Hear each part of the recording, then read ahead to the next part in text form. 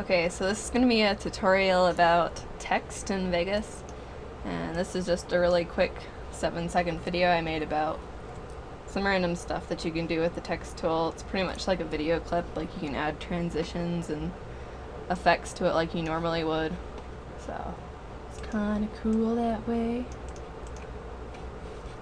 So basics of it would be pretty simple. I'm gonna make it stylish this time. So basically in this one, this menu of it is where you can change your font face to whatever you want. And you can just click down there, and if you have the middle mouse button, you can usually just scroll through with that. Sometimes it sticks on something. And if you need a place to download fonts, you can go to like dafont.com, DAFONT.com. You can download some really cool freeware from there.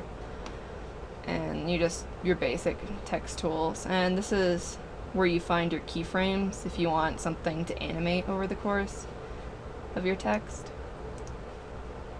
And this is where you can control where the text, like panning or just placement of it. You can do it in the edit tool, but if you do that, like if you wanted to zoom in like that, you could keyframe it like that. Oops. But one thing you'll notice is that since it's editing it like a video clip would, your edges are going to get really blurred. So you should really use the tool inside of the text so that you don't get your text all soft and fuzzy. It just keeps it, since text is usually in a vector format, so it's like made out of points and curves, it'll just keep it very sharp if you use it in this thingy here. And apparently there's presets in here. And the safe zone, that's kind of important if you're actually wanting to make sure your text, if you're burning off on a DVD, it's not really important with these, but it just changes the little margins there. You're supposed to do like, I think it's like 10 is usually the normal thing. And you can also put that up here if you want to. If you're like playing back your DVD, you can add on the safe areas. And next is the properties, where you can change the color in here. And if you want to make it more transparent, just turn it down. Tracking is the amount of space between each of these letters. So if you increase it, there'll be more space. Scaling would be the size. And this is where you would keyframe it if you wanted it to be like very big at first. If you wanted something like this one, where you wanted it big and then smaller, that's usually where this would be a good idea instead of using the panning and cropping. Leading is the amount of space between the two different lines of text. So if you wanted to do them both on the same thing, you can do that, and then they're kind of far apart there, so if you change the leading, it's going to move them closer.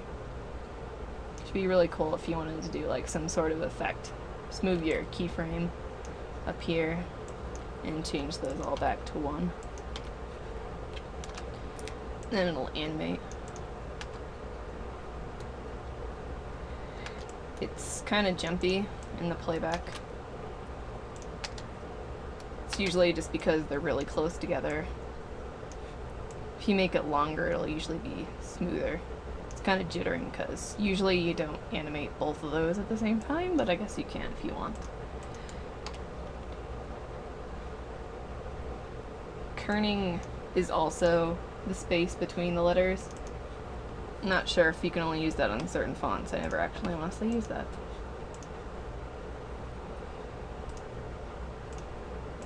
Let's get that back to the original position.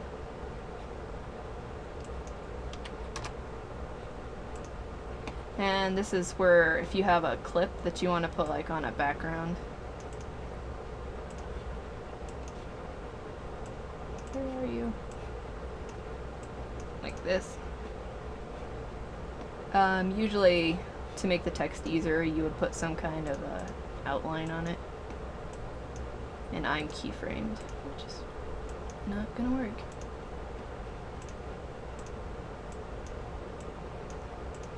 It just makes it easier to read, and you can also add like a shadow.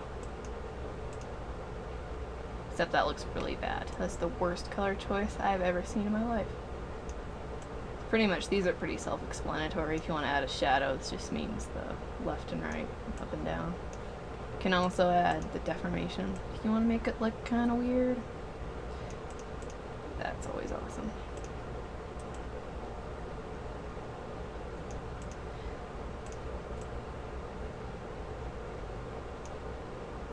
You can also add the effects on there, like I said before.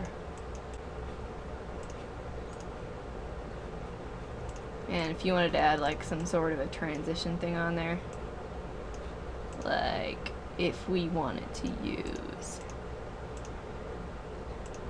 portals, yeah, let's use that.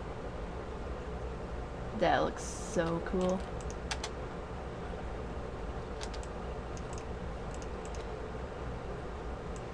Let's see if we wanted to move it.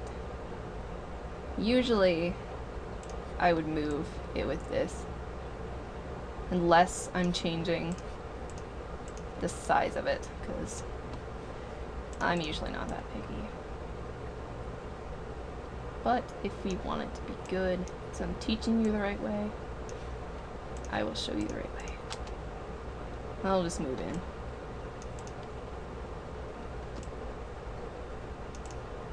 And if we wanted to make it go out, since it's already keyframed our position in there, you can just click on that keyframe if you want it to move out at the same time as the other one. Or it doesn't have to be on the same one, you can have it move in and out separately. It'll keyframe them by itself.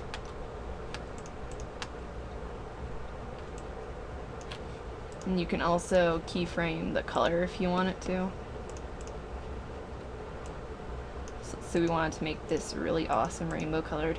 Just add a whole bunch of colors, and it's going to automatically animate that for you. If you want some cool rainbow colored text.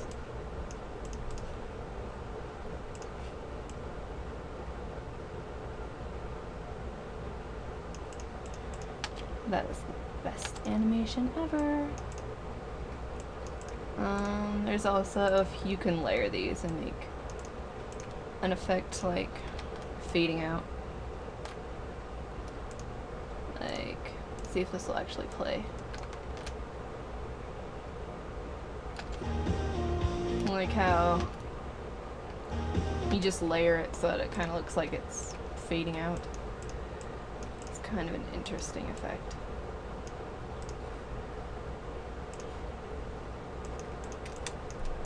Just create more than one of these, and the shortcut to do that, you just hold down Control and then you just left click and drag up, so you don't have to always copy and paste it. It's just a quick shortcut.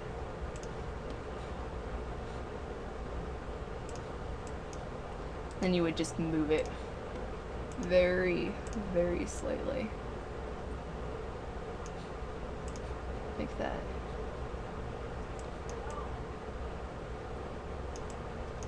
And then you just layer it a whole bunch and make them really short. Like that.